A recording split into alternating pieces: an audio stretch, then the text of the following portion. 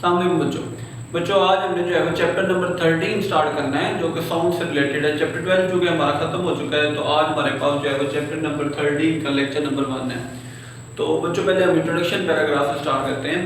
पहले बच्चों हमारे पास है कि साउंड की जनरेशन कैसे होती है। कहता है बच्चों कि जब भी किसी चीज़ के अंदर वाइब्रेशन पैदा होती है तो उसकी वजह से साउंड क्रिएट होती है।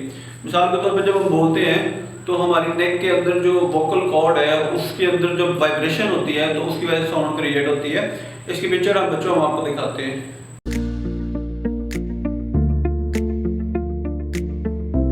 जो आपने देखा कि एक वोकल कॉर्ड है और उसके अंदर जो है वाइब्रेशन पैदा हो रही है, उस वाइब्रेशन से जो है वो साउंड प्रोड्यूस हो रही है। इसी तरह बच्चों जब कोई ऑब्जेक्ट जो है वो वाइब्रेट करता है तो उस वाइब्रेशन की वजह से जो है ऑब्जेक्ट के जो नियर बाय एयर होती है उसके अंदर वाइब्रेशन जो है वो अपना इफेक्ट छोड़ देती है।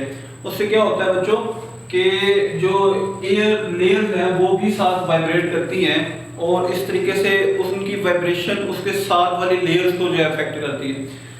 इससे क्या होता है, this continuous vibration push and pulls the air creating waves of compression और रेयरफेक्शन। पिछले चैप्टर के अंदर बच्चों ने पढ़ा है कि जो है जब लॉन्गिट्यूडिनल वेव्स पैदा होती हैं तो उससे एयर मॉलिक्यूल्स के अंदर कंप्रेशन और रेयरफेक्शन रीजन जो है वो पैदा होते हैं।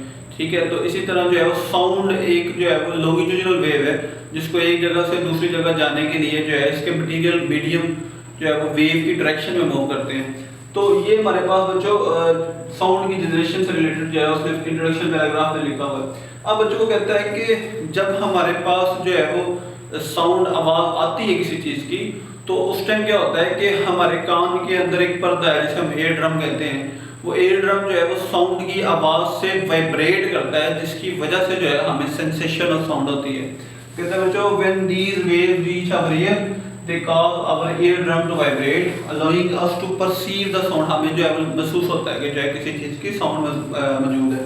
अब साउंड की कुछ खसूसियात है। as these vibration move through the air they form sound waves। ये वाइब्रेशन जो है जो किसी के बोलने की वजह से या किसी भी ऑब्जेक्ट के वाइब्रेशन से आती हैं वो जैसे ही जो है वो एयर में गुजरती हैं तो एयर के मॉलिक्यूल में वाइब्रेशन क्रिएट करती हैं। These waves are longitudinal meaning air molecule move back and forth in the same direction as the wave energy transfer।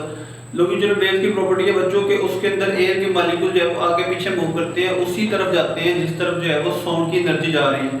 ठीक है, और हमारे पास एक आखिरी प्रॉपर्टी लिखी हुई है कि speed of sound in the air जो है उसकी वैल्यू 330 से 350 मीटर पर सेकंड है। तो ये बच्चों आपका छोटा सा इंट्रोडक्शन पैराग्राफ है।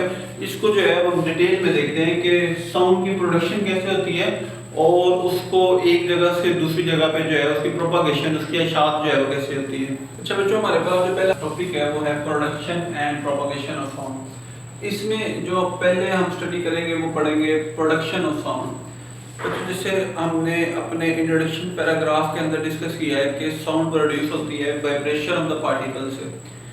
इसी तरह जो है जब किसी जगह पे साउंड प्रोड्यूस होती है तो उससे जो उस साउंड के इर्द गिर्द एयर मॉलिक्यूल्स हैं वो उसको भी जो है वो वाइब्रेट करवाती है और इस तरह साउंड एक जगह से दूसरी जगह पे जाती है। कहते हैं बच्चों कि जब एयर मॉलिक्यूल वाइब्रेट्स करते हैं और वाइब्रेट करके सुनने वाले के कानों में पहुंचते हैं तो सुनने वाले के कानों में जो है वो एक सेंसेशन ऑफ साउंड जो है महसूस होता है। जैसे हमने देखा कि जो हमारे कान का पर्दा है या जो ईयर ड्रम है वो वाइब्रेट करता है और उससे हमें एहसास होता है कि किसी किस्म की साउंड हमारे पास आई है।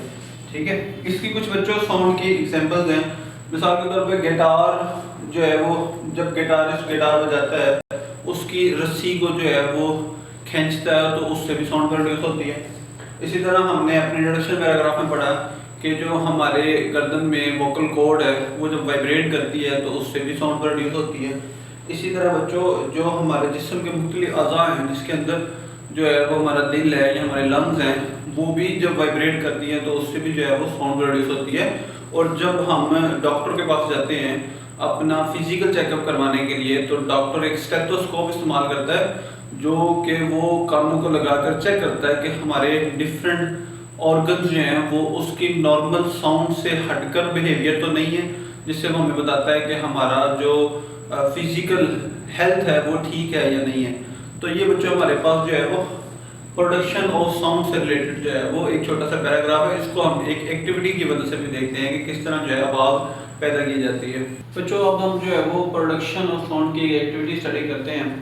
कहते हैं बच्चों के हमारी जो लैब्स है कॉलेज लैब्स के अंदर जो है वो एक ट्यूनिंग फोर्क होता है जो तकरीबन वाई शेप का होता है। ये हमारे पास एक ट्यूनिंग फोर्क की जो है वो शेप दिखाई गई है। कहते हैं कि अगर हम इस ट्यूनिंग फोर्क को किसी रबड़ के हैमर से स्ट्रक करें तो इस ट्यूनिंग फोर्क के अंदर जो है वाइब्रेशन प्रोड्यूस होगी। कहते हैं take tuning fork for production of sound, struck rubber hammer with the tuning fork, it vibrates, इसके अंदर वाइब्रेशन पैदा होगी। We can hear the sound of vibration if we bring it close to our ear. अब जो उसके अंदर vibration पैदा हुई है ये देखने के लिए वाइब्रेशन है या नहीं, हम जो है वो उसको अपने कानों के करीब लेके आएंगे, हमारे कानों में उसकी सरसराहट सी महसूस होगी जिससे हमें पता लगेगा कि इसके अंदर वाइब्रेशन जो है वो पैदा हुई है। अब इसको देखने के लिए एक और हम एक्सपेरिमेंट कर सकते हैं कि हम जो है वो एक बॉल ले लें, टेनिस की बॉल लें, उसको जो है वो रस्सी के साथ लटका दें। इस वाइब्रेटिंग ट्यूनिंग फोर्क को जब हम इसके करीब लेके आएंगे तो इसकी वाइब्रेशन की वजह से जो है ये टेनिस की बॉल जो है वो इससे स्ट्रक करेगी वाइब्रेशन से और अपनी जगह से डिस्प्लेस हो जाएगी। इससे भी हम जो है ये नतीजा निकाल सकते हैं कि जो है वो इस ट्यूनिंग फोर्क के अंदर वाइब्रेशन पैदा हुई है। और तीसरी चीज़ बच्चों एक और मेथड भी हम इसका इस्तेमाल कर सकते हैं कि अगर हम जो है इसको हैमर से स्ट्रक करने के बाद उसको किसी पानी के गिलास में डालेंगे तो हम देखेंगे पानी के गिलास में से पानी स्प्लैश करेगा बाहर की तरफ, जो इस बात का इंडिकेशन है कि जो है वो ट्यूनिंग फोर्क वाइब्रेट कर रहा है। तो इस पूरी एक्टिविटी से जो हमारा रिजल्ट निकलता है वो यही है कि vibrations are responsible for producing sound. जब भी साउंड ने प्रोड्यूस होना है उसके लिए बॉडी का वाइब्रेट करना बहुत ज़रूरी है। अगर बॉडी वाइब्रेट करेगी तो फिर ही साउंड प्रोड्यूस होगी। मिसाल के तौर पे जो है वो नॉर्मल लाइफ के एग्जांपल्स हैं, जैसे हम दरवाजे को नॉक करते हैं तो दरवाजे के अंदर भी वाइब्रेशन पैदा होती है। जैसे एक ढोल वाला जो है वो ढोल बजाता है तो उसके अंदर भी वाइब्रेशन प्रोड्यूस होती है। तो जितनी चीज़ों के अंदर जो है वो साउंड प्रोड्यूस हो रही है उन सब के अंदर वाइब्रेशन का होना जो है बच्चों ज़रूरी है। तो ये हमारे पास जो है बच्चों पहला लेक्चर है जिसके अंदर जो है वो हमने प्रोडक्शन ऑफ साउंड जो है वो स्टडी की है। नेक्स्ट लेक्चर के अंदर जो है बच्चों हम प्रोपगेशन ऑफ साउंड जो है वो स्टडी करेंगे।